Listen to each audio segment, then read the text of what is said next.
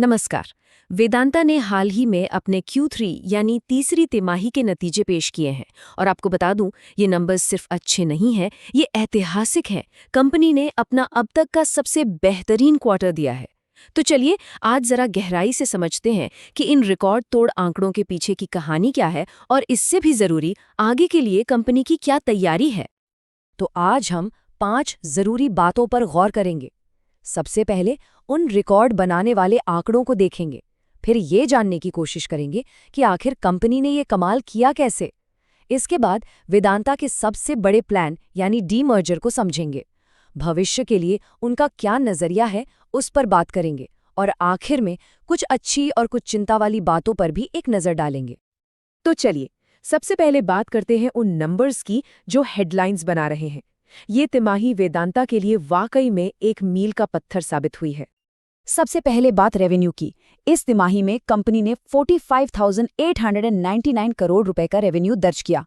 और ये सिर्फ कोई बड़ा नंबर नहीं है, ये वेदांता के इतिहास का अब तक का सबसे बड़ा मतलब all time high quarterly revenue है। इससे पता चलता है कि मार्केट में डिमांड कितनी मजबूत है और कंपनी के ऑपरेशंस कितने शानदार चल रहे हैं। अब आते हैं ईबिटा पर, जो 15,171 करोड़ रुपए रहा। और हाँ, ये भी एक नया रिकॉर्ड है। अब ईबिटा क्या है? सीधे सीधे कहें तो ये कंपनी के मेन बिजनेस, उसके कोर ऑपरेशन से होने वाला प्रॉफिट है। इससे पता चलता है कि कंपनी अपना असल काम यानी माइनिंग और मेटल प्रोडक्शन कितनी एफिशिएंसी से कर रही है। और आखिर में प्रॉफिट आफ्टर टैक्स यानी सारे खर्चे और टैक्स चुकाने के बाद कंपनी की जेब में जो बचा, ये रहा 7,807 करोड़ रुपए, जो कि अब तक का सबसे ज्यादा तिमाही मुनाफा है। और सबसे कमाल की बात, पिछले साल के मुकाबले इसमें सीधा 60% का उछाल आया है। 60%। अब जरा इस ग्राफ पर नजर डालिए, ये पूरी कहानी खुद बयां कर रहा है। रेवेन्यू, ईबिडिटा और प्रॉफिट पिछले साल के मुकाबले हर चीज में एक जबरदस्त जंप है। ये सिर्फ नंबर्स नहीं है, ये एक असाधारण ग्रोथ की कहानी बता रहे हैं। तो सवाल ये उठता है कि वेदांता ने आखिर ये शानदार परफॉर्मेंस दी कैसे? वो कौन सी वजहें थीं जिन्होंने इसे मुमकिन बनाया?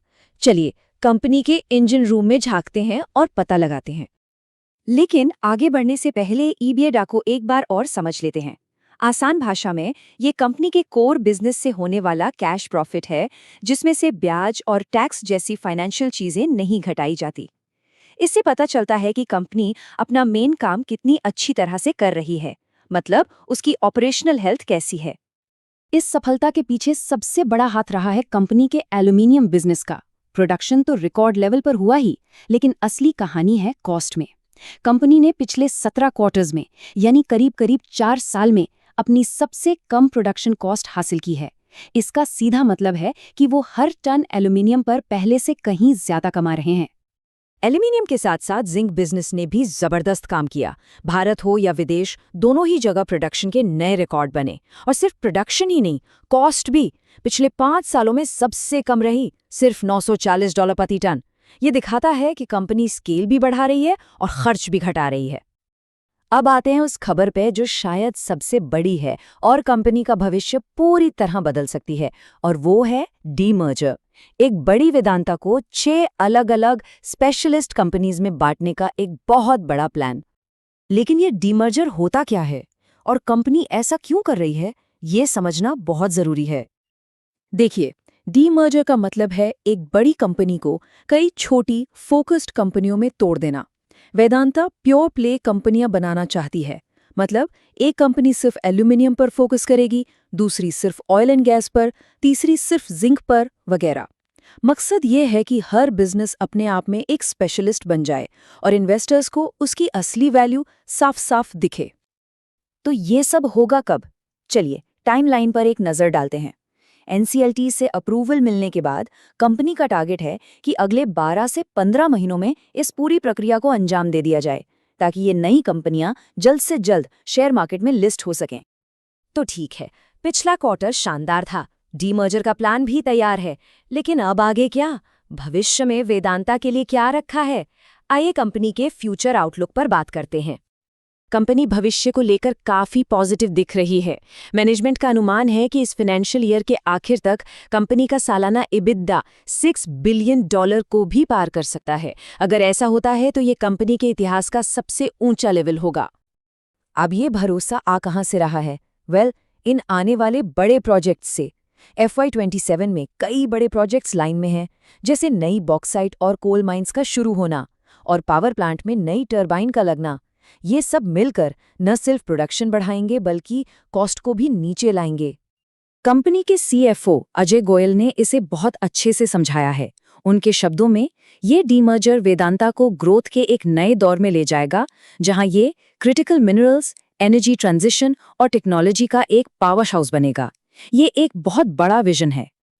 चलिए, अब अपने आखिरी और शायद सबसे जरूरी सेक्शन पर आते हैं।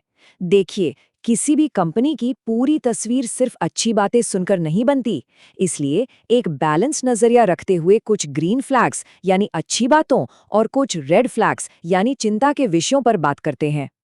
तो पहले अच्छी बातें यानी ग्रीन फ्लैग्स को देखते हैं। कंपनी की फाइनेंशियल हेल्थ मजबूत दिख रही है, कर्ज कम हो रहा है, क्रेडिट रेटिंग स्टेबल हैं और हाथ में 20,000 करोड़ रुपए से ज्यादा का कैश है। ये सब बहुत पॉजिटिव संकेत हैं। लेकिन जैसा कि मैंने कहा, सिक्के का दूसरा पहलू भी है और वो काफी गंभीर है। सबसे बड़ी चिंता की बात है इस तिमाही में 3 कर्मचारियों की दुर्भाग्यपूर्ण मौत। ये एक बहुत ही सीरियस रेड फ्लैग है। इसके अलावा एल्यूमिना बनाने की ज्यादा लागत भी एक ऑपरेशनल चुनौती बनी हुई है। ये जो शानदार फाइनेंशियल नंबर्स हमने देखे, उनके बीच ये एक ऐसा रेड फ्लैग है जिसे हम बिल्कुल भी अनदेखा नहीं कर सकते। कंपनी ने खुद माना है कि ये बेहद दुखद है और सेफ्टी उनकी सबसे पहली प्राथमिकता है। कोई भी आर्थिक सफलता इंसानी जीवन के नुकसान से बड़ी नहीं हो सकती। तो आखिर में एक बड़ा सवाल हमारे सामने है। वेदांता के नंबर्स बेहतरीन हैं, भविष्य की योजनाएं बहुत बड़ी हैं, लेकिन क्या एक विशाल कंपनी को 6 अलग-अलग हिस्सों में बांटना वाकई ग्रोथ और वैल्यू का एक नया दौर शुरू कर पाएगा? यही वेदांता की सबसे बड़ी रणनीतिक परीक्षा होगी, जिसका जवाब सिर्फ आने वाला वक्त ही देगा।